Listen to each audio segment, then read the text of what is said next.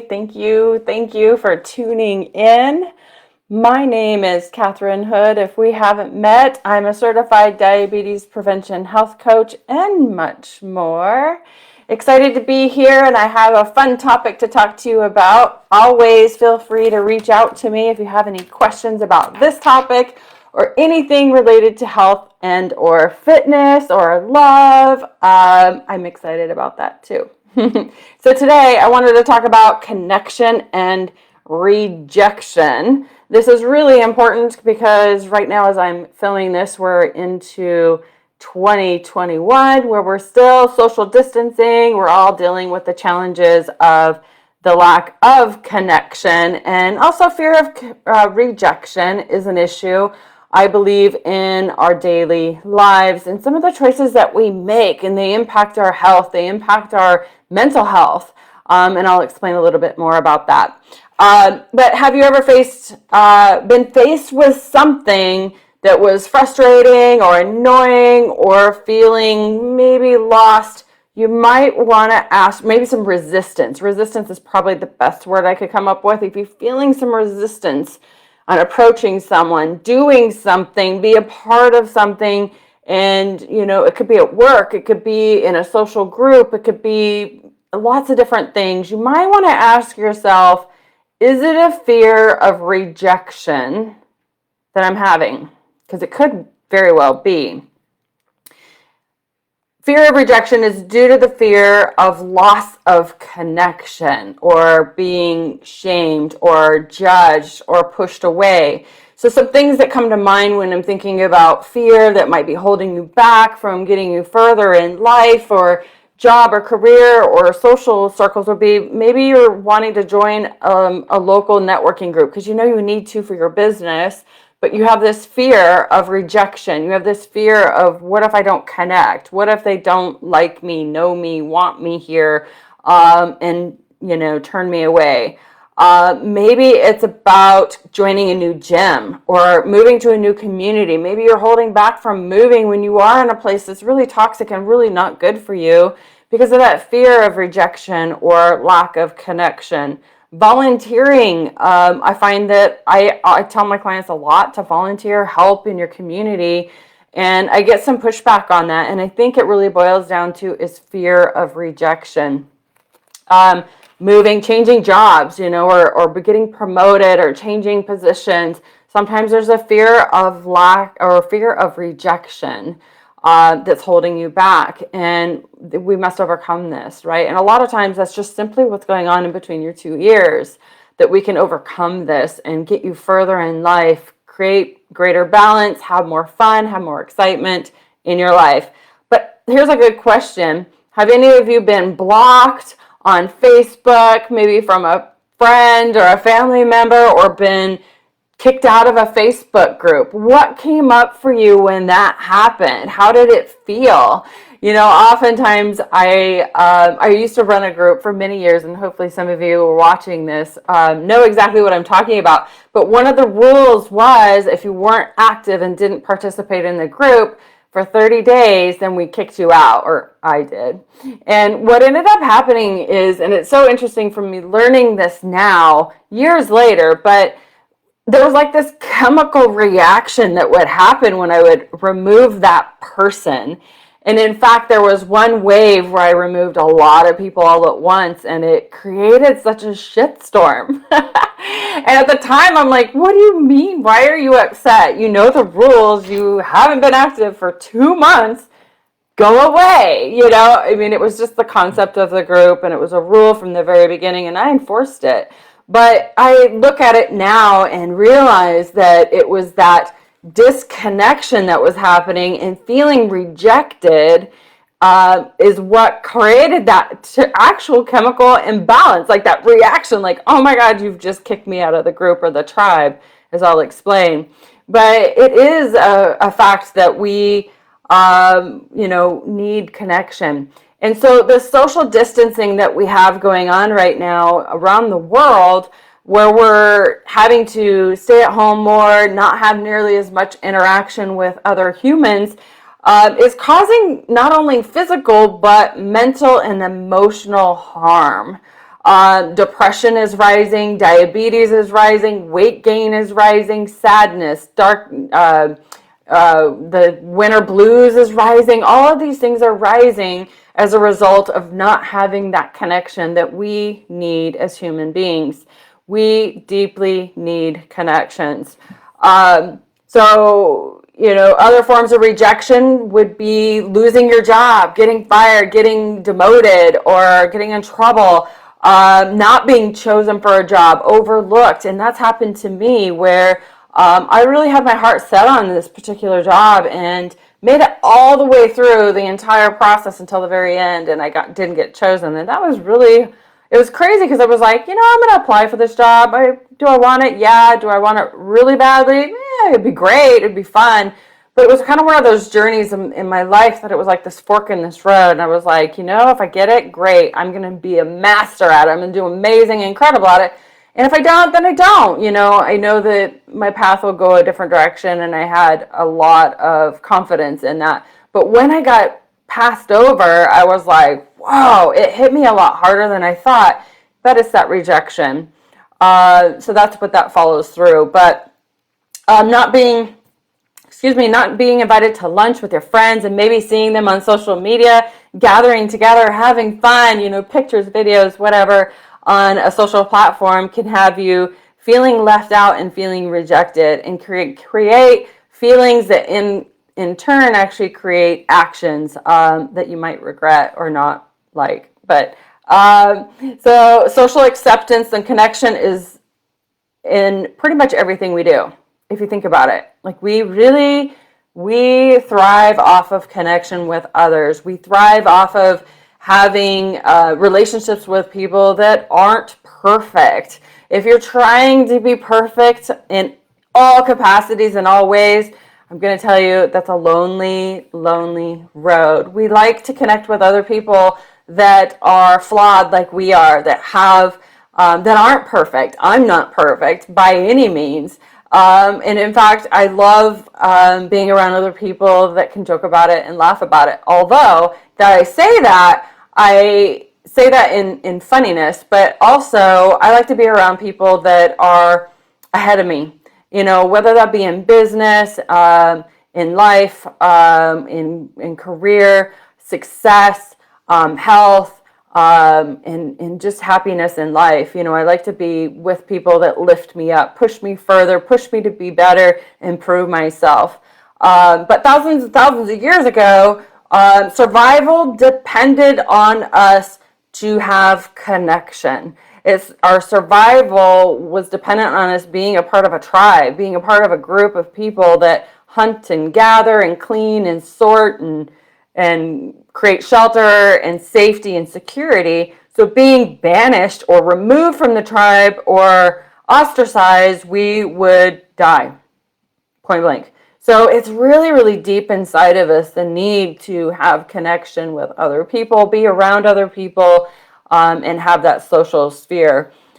We need acceptance. We need acceptance by people. And really what it boils down to is our childhood.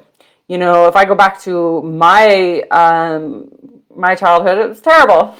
Gonna be frank with you. I faced a lot of rejection. I faced a lot of not being wanted, needed, loved. So I can get really triggered by rejection. So many of you might want to reflect on your childhood and look back, as far as you can remember. Do you have any significant events where you were rejected, ostracized, or talked down on, or shamed, or cut out of events or things that are going on in your family or tribe, if you want to call it, or at school, being bullied or pushed around or teased? Some of these things can affect us now and trigger us or prevent us from taking a step forward in the direction that we really want to go, but we're afraid of that rejection and lack of acceptance, and we avoid rejection because it's painful. So most of the individuals that shoot up schools and do these horrible things that we see in the news, oftentimes it's a result of being rejected, a loss of connection. That is one of the common threads that has been talked about with this topic. So social rejection results in a lot of anger. It results in a lot of anxiety, depression, jealousy, aggression. FOMO might be another word too. Fear of missing out. What's going on? What about me? What's wrong with me? You can spiral down the drain with these thought processes. Kind of like back to that whole, open up your social media and seeing your friends hanging out and doing things without you. It could create feelings that are negative and thinking bad upon yourself, and maybe saying or doing or texting things that probably aren't appropriate. They may have a good reason to not include you. We have the fundamental need to belong. So again, back to the social distancing, we're all like needing and missing that. I know I am. It's really truly been almost a year since we've been dealing with this. And in fact, it was a year ago when I heard about it first. I actually was in California on a conference, at a conference in California. I got a phone call from someone that cares about me. It's like, get on the plane and get home. It's bad. It's really bad. You don't know how bad it is. And I remember looking around and like there were people walking around and talking and life was normal and everything was great. And I was like, what are you talking about? Like, you're crazy. And so I ignored that person, carried on the next 2 or 3 days until I came home. And then it started like becoming in the news. And so that was very interesting. But we need that fundamental need to belong and feel a part of something. So that's kind of what I'm leading to, is it's good for our mental health. It prevents the deep, dark depression, being a part of something. And when we want to influence people too, I think that that's the thing that fuels me the most, is hearing that I inspire someone. I got actually 2 really, really genuine, sweet, kind messages from women today. Thank you. About how I inspire them, and they sent me pictures of them in their current status, and how the content that I put out and the stuff that they follow along has created, balance and happiness in their lives, and they are implementing some of the concepts that I put out there. So that warmed my heart, and thank you so much. I get a lot of messages from men all over the map. It's kind of strange what I get, but I don't get very many messages from women. So that really, really made my day. And in fact, actually, it fueled me huge. So it'll probably light my fire for many, many days to come. So improved immunity. When we have connection with others, it improves our immunity, which is super, super important right now. We need our immunity to be healthy, strong. And obviously that encompasses a lot of things like water, hydration, sleeping well, stress management, moving our bodies, eating high nutritious foods. Stop eating the sugars and the crap, and things with high processed foods or fast foods. Stay away from that. Certainly support local restaurants that are cooking high quality foods and delivering it. That's great. Do that. In fact, last week, because of our power outages, we did support local restaurants. There's a Facebook group locally that really talks about local restaurants and supporting one another. And we all like chime in and like, hey, I'm craving this. What is there out there? So that's really cool. Because I know that a lot of restaurants across the country are struggling. So support local. Stop supporting these huge, giant chains and crap food. But lowering your stress is another thing with having connection and avoiding rejection, obviously. But it offers a lot of greater happiness and memories, being around people that are positive. It gives you purpose and the feeling of belonging as well, having connections with others.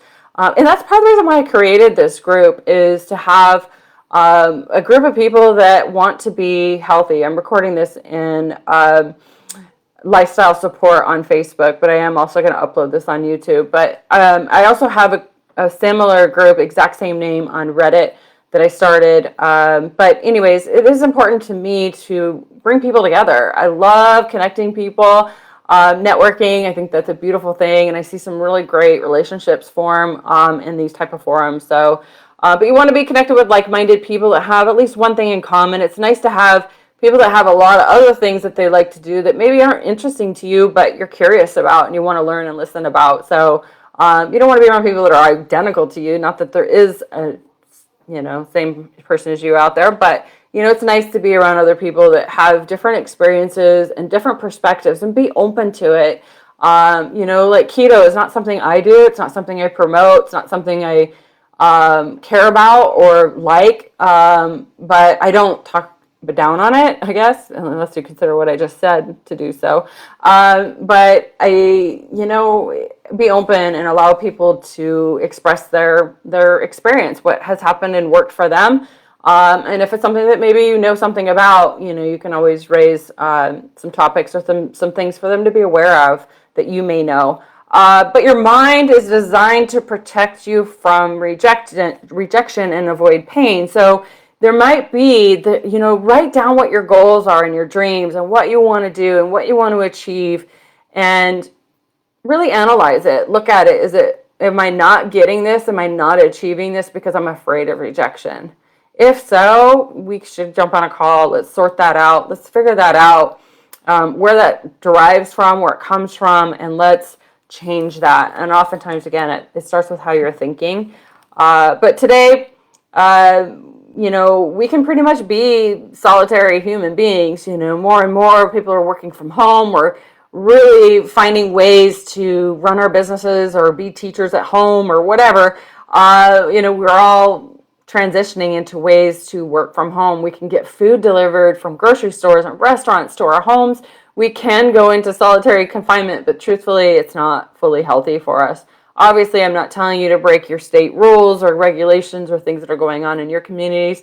It's interesting because I can drive about, for here where I'm at right now in Spokane, Washington, it's funny when it ramps down, when they're like talk about it a lot, I guess, and say, oh, we're going to go another 2 weeks or a month of this. Then again, the stores start counting people going into the store for about 5 days, and then that goes away. Like I just went to the grocery store last, I don't know, like 3 or 4 days ago, and there was no disinfectant wipes, and there's like 5 or 7 people wandering around without masks. That's their thing. I prefer not to wear my mask, but I do because I don't want to be confronted. I don't want to be rejected. So I just want to be talked to. Like I just want to go into the store and get my stuff and get out, but and engage in a conversation with the teller and be nice, obviously. But anyways, it's just funny how when it ramps down that things get like really tight and really restrictive, and then after 4 or 5 days it like loosens back up again. But I can drive probably about 100 miles from here, and it's totally kind of like back to what it was a year ago. It's normal. So it's just funny how different borders, different states, different communities are dealing with this differently. But it is important to have balance. Have balance in your life. Again, go back to your goals. What are your goals? What are you wanting to achieve? Is this a problem? Are you afraid of rejection? And is that stopping you from moving forward in your health, your life, your career, love life? We need to change that. Is there anything you want to do that you're fearing? Maybe, and that's what's keeping you stuck. And what is that? Where does that come from? Probably your childhood. Sorry to say, it probably is. You're wanting to avoid pain, probably. But let's stop that. Let's get you a better job, better career, more income, more happiness, more success. Let's give you more ambition. Jump on the bandwagon and help out in your community in some way, fashion, or form. I'm telling you, it creates so much enjoyment in your life. There's a lot of things out there, and some of these resources are really not open right now, like meetup.com. I run a local meetup.com. I haven't in a year because of COVID, but I coordinate walks with local people, and it's really a lot of fun. You meet a lot of really cool people that are local, and I can't wait to get back to doing that. Reconnect with positive people that maybe you haven't heard from in a while. So I encourage you to text or private message 5 people or 3 people today that you haven't talked to or heard from in a while and see how they're doing. Find a support group, in something that you really enjoy or passionate about. Group classes, that could be anywhere from cooking to exercise to dancing to fun stuff, martial arts, yoga. There are some of those that are still open and available. Of course, that depends on your area. But, going to social events, start saying yes to social events, get socialized, meet people, connect with people, and really enjoy life. It really helps with the mental health of us. So thank you, Chris, for saying hello. Michael, yay. Hi, Ron. Thank you. What are some good ways to make connections with not seeming desperate about it? Yeah, you don't want to seem desperate about it. So reality is a lot of times when I go to a new group, like I love networking groups, so I'll go to networking. In fact, when I first moved here 2 years ago, I dated, that's what I called it. I dated all the social or the local networking groups for business owners.